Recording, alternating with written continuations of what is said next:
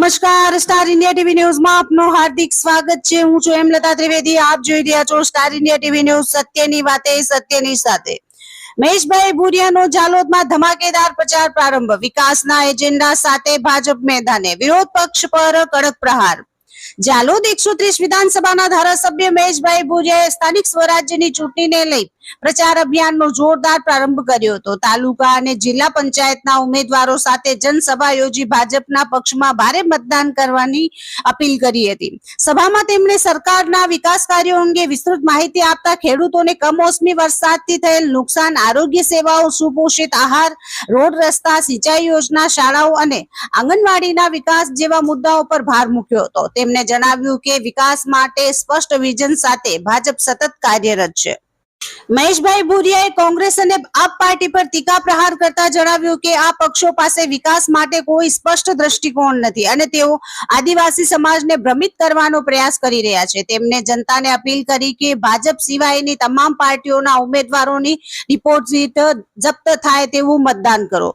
બાજરવાડાના કોંગ્રેસ પક્ષના માજી તાલુકા સભ્ય હીરસિંહભાઈ વાલસિંહભાઈ સંગાડા ને ધારાસભ્ય મહેશભાઈ ભુરિયાએ ભાજપનો કેસ પહેરાવી સન્માનપૂર્વક પક્ષમાં આવકાર્યા હતા। તેઓ પોતાના સમર્થકો સાથે ભાજપમાં જોડાતા સ્થાનિક રાજકારણમાં ભાજપને વધુ મજબૂતી મળી છે।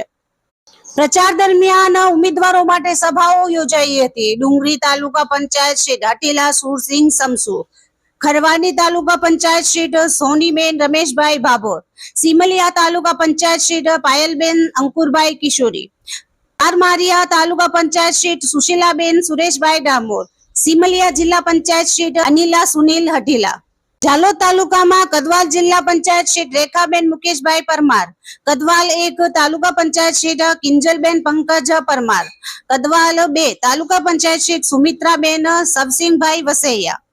આ ચૂંટણી સભામાં સરપંચો, તાલુકા સભ્યો, ગ્રામજનો અને ભાજપ સંગઠનના કાર્યકરો મોટી સંખ્યામાં ઉપસ્થિત રહ્યા હતા, જે ભાજપ પ્રત્યે વધતા જન સમર્થનનો સંકેત આપે છે।